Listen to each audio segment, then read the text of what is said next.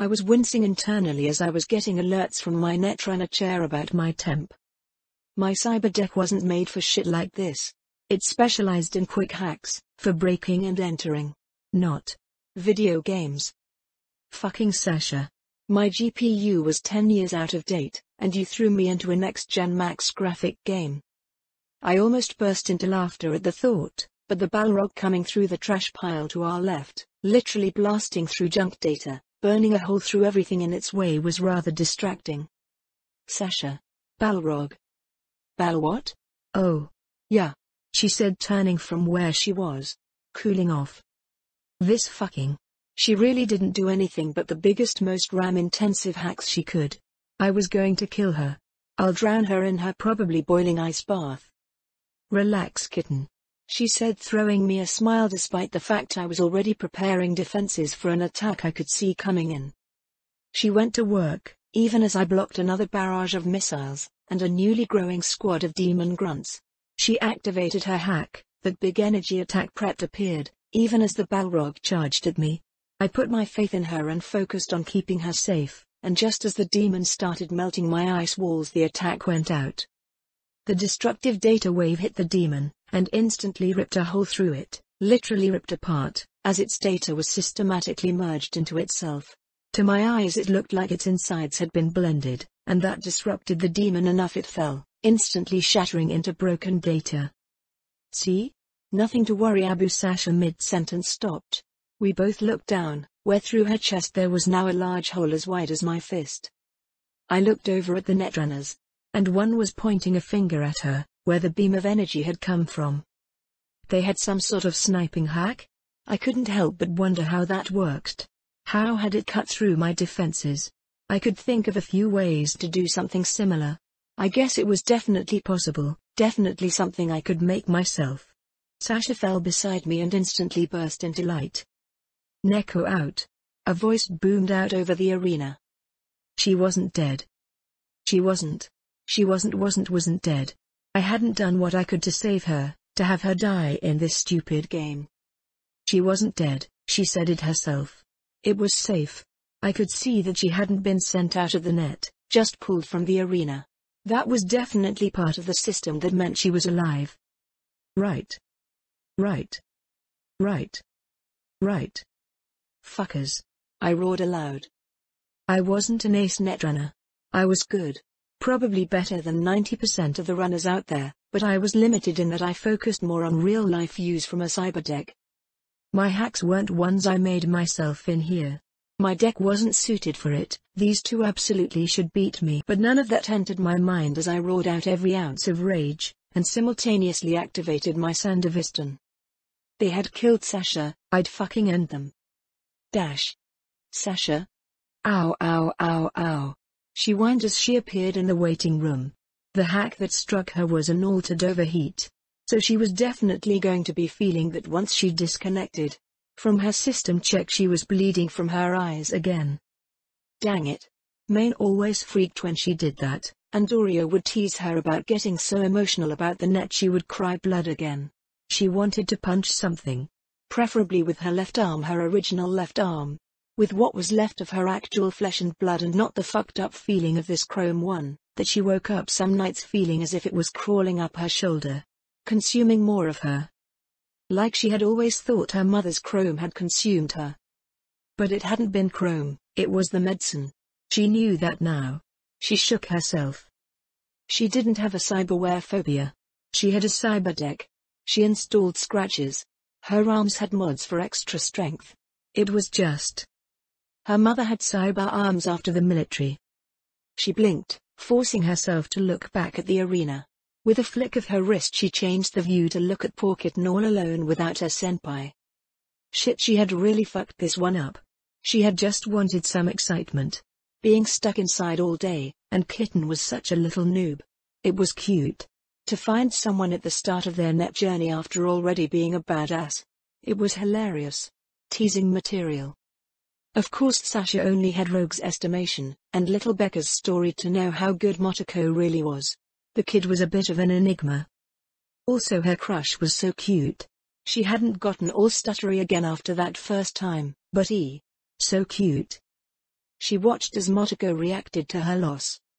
"Sorry Kohai. You can do it though. Just fight on.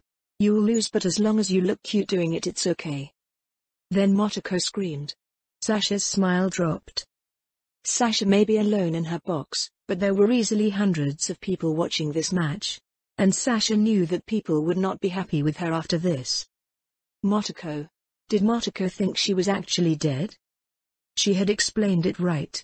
That people don't die in this? Shit. She had thought it would be cute to drag Motoko in while she was arguing against gambling, but now? Motoko didn't know what was going on. No wonder she had disappeared for so long in the match. Fuck. The atmosphere in the arena shifted, as Motoko turned her eyes, once so full of life and delight, and now they were a glare of pure hatred. Becca had told her that Motoko was a killer. Motoko being welcomed to the afterlife should have confirmed that. But it was only now as Sasha looked into Motoko's eyes.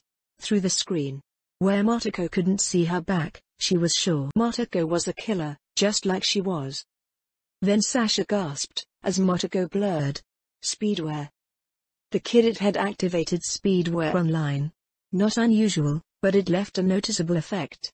Her body distorted, as the server was forced to try and keep up with micro-movement of the sent data.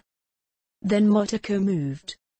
Sasha blinked in shock and then gasped, because in just a split moment, she had appeared behind the other netrunners. That was high-end breaching. Good shit. Right, Motoko had even breached the server on her own. Not something she would have expected. A common strategy was to send out demons as a distraction, and breach into the system to get the minimap first, so you could hide your position from the opposing side. But that wasn't an easy task for anyone without a lot of experience. Sasha herself didn't bother with it, as it took too long. Better to just blast the enemies into bites and win. But Motoko had done it solo, without ever seeing the server before. Which now that Sasha was able to think was impressive. The girl didn't stop, her body glitching. She turned and Sasha flinched. Hellflame on. 2.132. She had recognized the program. It wasn't bad, a bit out of date, but its ability to eat into data servers was well liked by runners that had to do anything against AI. Sasha had never done a black hole dive, but she knew how it worked. Often throwing up something that could cause server damage would distract the AI for a time, letting the runner escape. But she also knew the hack was pretty RAM intensive. Around Motoko, in an instant multiple orbs appeared, right after a server jump. The reses reacted, shields were brought up, but it hardly mattered. A moment later Motoko buzzed around them. Multiple breached jumps in a row? That was a high-end trick, and it left Sasha burned out when she had to do it. Doing that while also summoning in hacks, as fireballs slammed into each side of the runner's shield. Then before it was even done, she summoned more. Hellflame was already eating away at their shields, causing the runners to realize they were in trouble, but the kid wasn't done. More and more of the Hellflame built up. Finally they realized she had them properly pinned and did the smart thing. They vanished, breached jumping themselves to escape the flame-filled zone. Well, at least Motoko had gotten them to split up. Maybe she couldn't, Sasha gasped, as suddenly Motoko was just there. Both of them split up when they jumped. One ended up on the other side of the junk data terrain, while the other split farther off. But it didn't matter. Before the poor kid had a chance to breathe, Motoko was already there. A modified Hellflame, configured into a blade slamming through his defenseless form. His body distorted. Deviant out. Fuck. That was fast. Then Motoko was gone again. Breached jumping over and over until she ran straight towards the second runner. Sasha was starting to feel more than a little worried. Motoko didn't have a deck capable of this sort of output. That meant she was overloading. The heat output would be intense. Fuck. Even as she watched, she sent a message to Becca. The second runner had used his moments to prepare, obviously spooked that his tomb was taken out so quickly after the breach jump. Then, Motoko was there. Skidding to a halt, digital detritus kicked up at her feet as she appeared, already Hellflame orbs spawned and ready. He defended. Sasha recognized the shield hack. Some Militech piece of tech. It was alright. Solid defense, but it locked itself in place, no movement in it. It made sense why the Reza used it. Between him and his chum they had a solid combo. Which is why they were giving her so much grief before. Unfortunately Motoko had already found a method of cracking it. 4 explosions of fire arced up over it nearly instantly as Motoko breached jumped to each side of the shield, and then even as it burned down she readied a 5th. That won't work twice. The Reza yelled, and activated that missile strike attack. It shot off. Sasha felt herself stepping closer to the screen. At long range those missiles were just damn-fire data bursts, but with the Reza right there they locked on. Yet Motoko didn't seem to care. Even as the missiles fired off, she stepped back and despite the digital constructs aiming for her, she simply breached jumped through them, blurring through the barrage of missiles as if dodging raindrops. Fuck. Fuck that was. Okay. So maybe Motoko might be a noob, but she certainly wasn't a Reza. That took skill, and Sasha knew for a fact she couldn't copy that.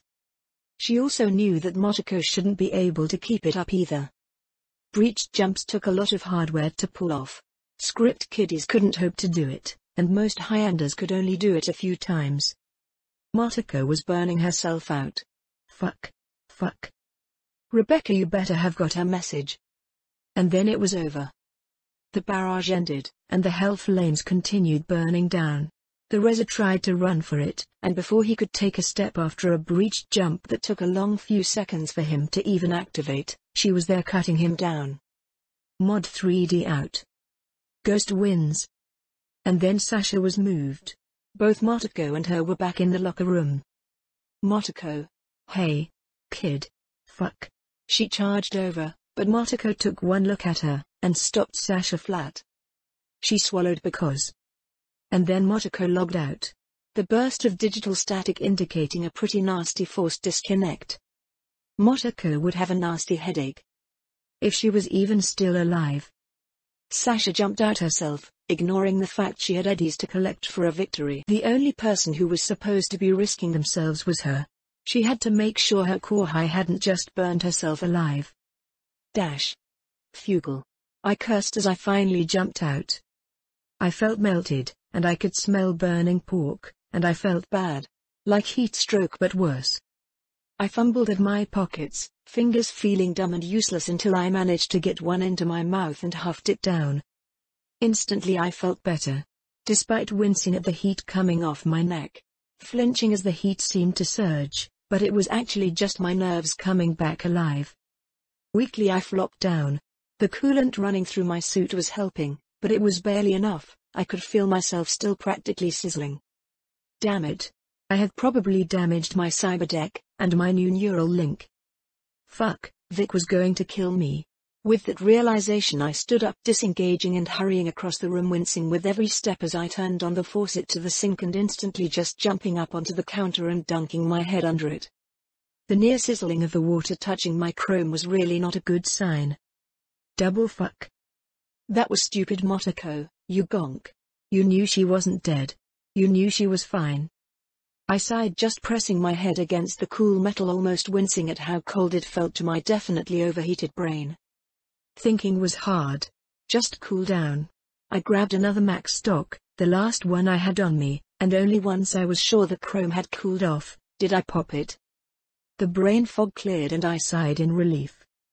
I needed to make a call. Ringing. Ringing. Ringing. Kid? You alright? Vic, I'm okay-ish. But I need a checkup. I definitely overdid it with my cyberdeck. I overheated. It's bad. Shit. Where are you? Do you need a ride? No, I'm feeling better now. And I cooled down already, but I'm worried about my chrome. You in the shop? I will be, meet me there, as soon as you can. Damn it kid. Vic suddenly hung up, and I sighed partly in relief, and partly for knowing the Vic was going to chew my ass out. Poking at the back of my neck I could feel the heat still there in my chrome, but it had cooled, now it just felt like I was using it too much. Damn it. Now my neck felt stiff too. I tried to pop it and got nowhere, which only made the whole situation worse. Rising up I nearly broke the sink with how quickly I slammed it off. Stupid. Fucking stupid. I cursed myself. I should have just given up. What fucking gonk does that sort of stupid shit? I rose up and realized I didn't have a towel here. Sighing at how wet I now was, I just walked out. This day literally couldn't get any worse. Ringing. June? Ringing. June? What's up? I asked as the elevator closed in front of me with a clatter. Are you alive? Motoko. June's voice came through, making me flinch. Luckily my own agent kept the noise down to a reasonable level, so instead of blasting out my ears, it just startled me. What? June, what's going on? You're okay? Yes. Ish. Motoko. What is going on? Who told you I was hurt? I got a call from your chum, the little one Rebecca. She told me you were net running and to check on you right now. Sasha is such a fucking tattletale. Yeah, I overheated. I just spent a few minutes under a faucet cooling off, and I'm heading to go to Europa. Now. That's where I'm going. I already called Vic and I'm on my way. I assured him as I stepped out of the elevator, ignoring the looks of some of the SLS kids hanging around, and walked out. I didn't want to walk to my car, so I just called it. Fucking hell. Motoko. If you are going to do netrunner stuff, make sure you tell me. Or call one of your chums. Someone that can cool you off or pull you out. June ranted at me, and I nodded to myself. That was a good idea. If someone had been around to dunk water over my head or something, I would have felt a lot better. I didn't respond, instead just letting June rant as I waited for my quadra to drive over from the parking space down the street. It arrived and beeped before June had finished ranting at me. This, you could just think a little before. June, I said loudly, cutting him off. I'm climbing into my car to drive to Vic's. If Rebecca calls again, just let her know I'm with my Ripper. Don't say anything else for me, okay? Lot of stuff is going on, and I'll talk to her soon to calm everything down. The line was quiet before June sighed. Okay, fine. But I want to see you once you finish up with your Ripper. Okay, I'll head home after. I promised, and we ended the call with some I love yous, and then the quadra throttled up. Well kid, I can tell you right now, I'm surprised you're still alive. Vic explained almost a little harshly, and I winced as he had me on my stomach as he examined my neural link and cyberdeck. Yeah, I overdid it. Definitely pushed too hard. Is my cyberdeck okay? Honestly? No. He answered back. I'm seeing heat damage on the outer connections, some of the internals aren't going to be doing well. This is either an expensive repair job, or I buy a new one. Damn. I muttered as I plopped my forehead into the cushion. I had lost my cool at seeing Sasha die, and then, why had I lost my cool so badly? The question nagged at me, even as Vic slowly extracted the cyberdeck, and I winced as I could still smell cooked meat coming out with it. I might have healed, but the smell would remain. All right, kid. Well, I'm not seeing any permanent damage in there, he muttered as he inspected my port with his eyes and his scanner. But I'm not comfortable with the amount of detritus I pulled out with that deck. Yeah. I was probably cooking pretty bad. I had to use a max stop before I could even get off the net chair. Shit. He muttered, as he settled down and rolled around until I could see him. Fuck, he was giving the maximum dad glare. I know already. I messed up. I thought my chum died. Even though I know she didn't, it was just. I freaked out. I admitted, and I looked away, unable to handle the shift from disappointed face to worried. Why, though? Why had I acted like that? I wanted to growl at myself. I had destroyed myself just to fight, and the whole thing was dumb. What was the point? I hadn't gained anything. Okay, so I had gained something. 500 XP gained. 100 Breach Protocol XP gained. Breach Protocol skill level up. 1 perk point gained. 500 XP gained. Breach Protocol level 10. I had maxed it. As I realized it, the data drop activated, and I gained an understanding of system architecture in a way I had never thought of before. There was more to the net than just the ones and zeros. More than just the level the net ran on. More than even the deep dives hit. It was like there was an underlayer, a metaphysical layer. One that I now had. Not an understanding, or a surety of, but I knew it existed. I knew there was more to the net than most netrunners ever realized. I blinked away the information.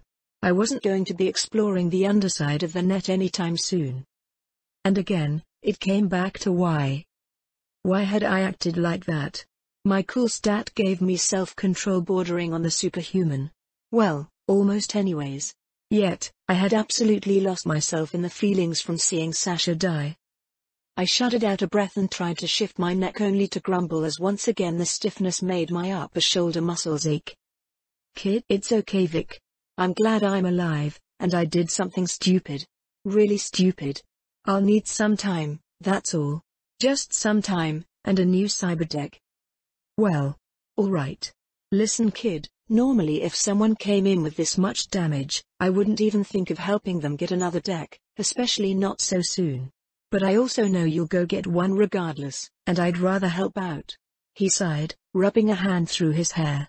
That and you are usually good about following my instructions, which is admittedly pretty nice. Hey. Glad I can help. I teased before just slapping my face back into the padding. I'm guessing you are going to want something a bit higher spec than this poor Sicho. Yeah. Well, that'll be harder. I'll ask around my contacts, but if you want something truly high-end, that's gonna take some legwork. Got anything short-term? I asked, looking up from the cushion, and he nodded. Yeah, I got some older paralins somewhere. Gross. Huh. That's what every runner I offer that old thing to says. Relax for now kid. Then he leaned in and whispered. Miracle healing or not, you aren't at 100%. Then he rose up. Should I call your brother to pick you up? No, he drives like shit, and he doesn't have an actual car yet. I can drive. It's even soothing. Thanks Vic.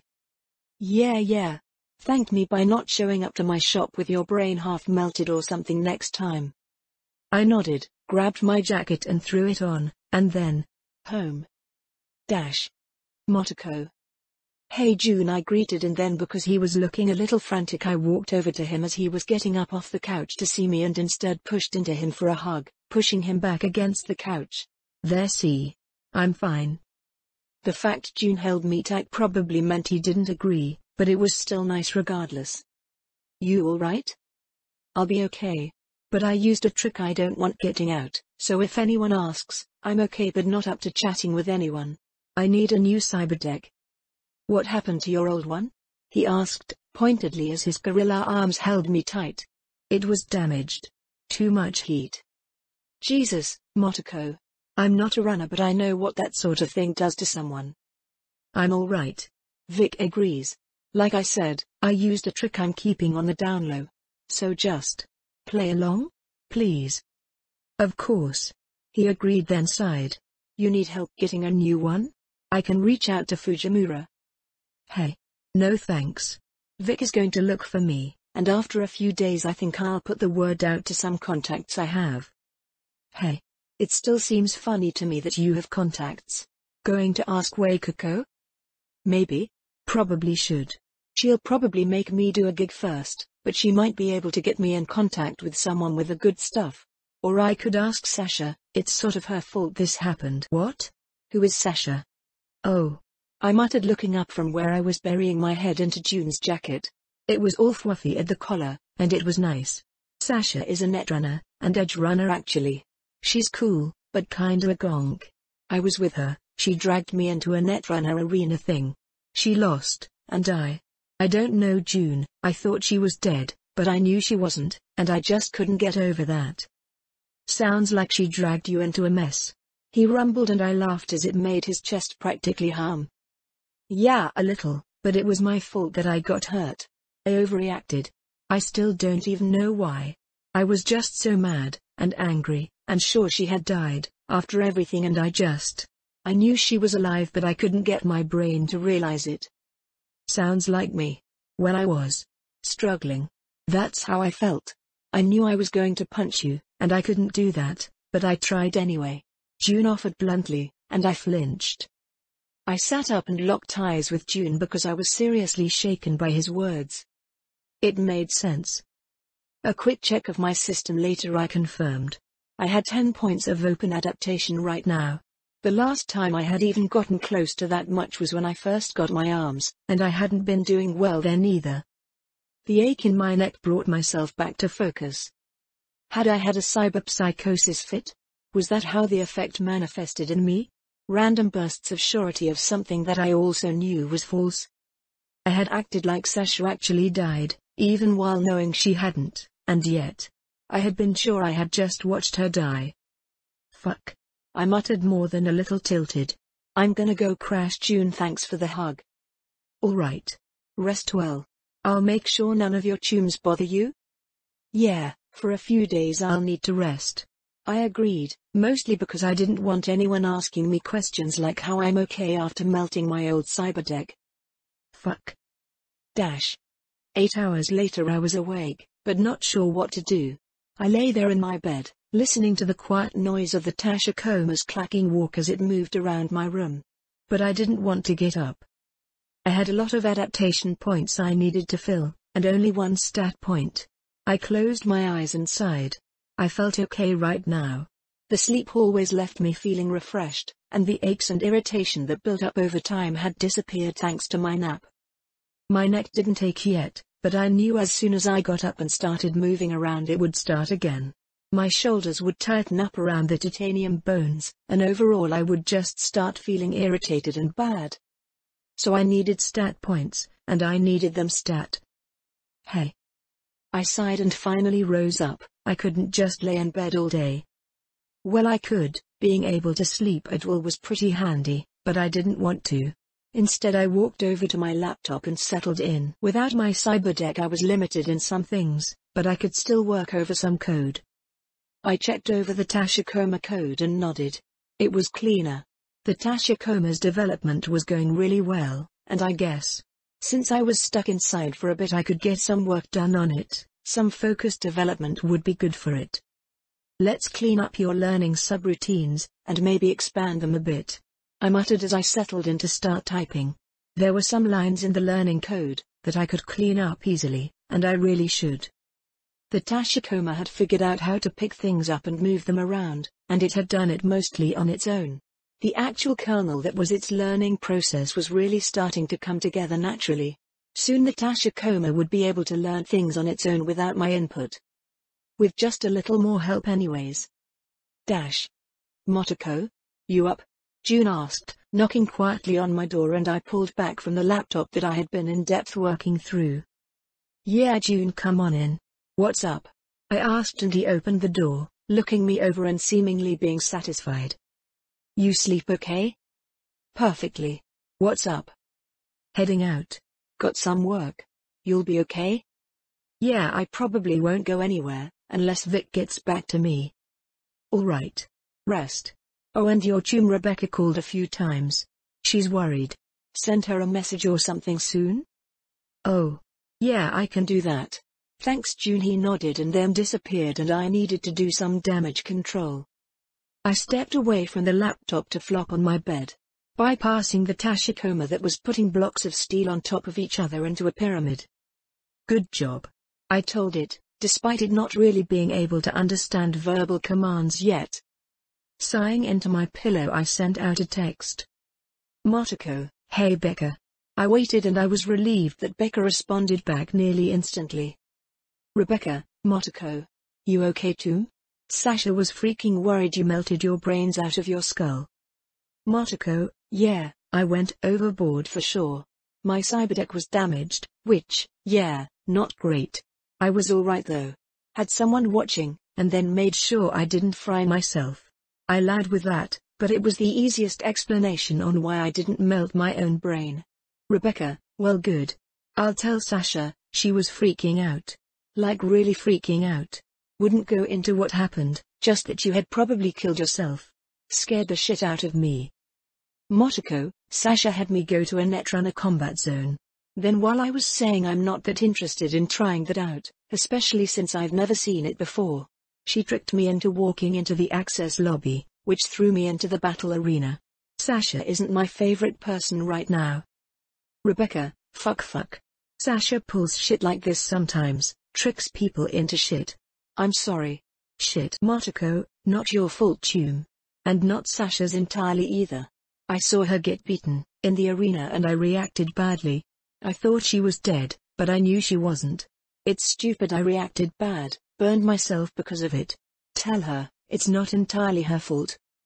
Rebecca, you should, maybe tell her yourself. She's really upset. I sighed, my face buried into my pillow. I brought my hand up and rubbed at my hair. The cool chrome felt nice. I wasn't sure if I wanted to talk to Sasha. The feeling of betrayal wasn't entirely accurate. But I still felt it. After trying to save her life, and succeeding, she had pulled that shit on me. It was a fact that I was going to have to decide if Sasha was still going to be someone I wanted to be around after this. The fact she threw me into a combat zone like that without warning wasn't okay. Motoko, I'll think about it. Tell her I'm okay for now.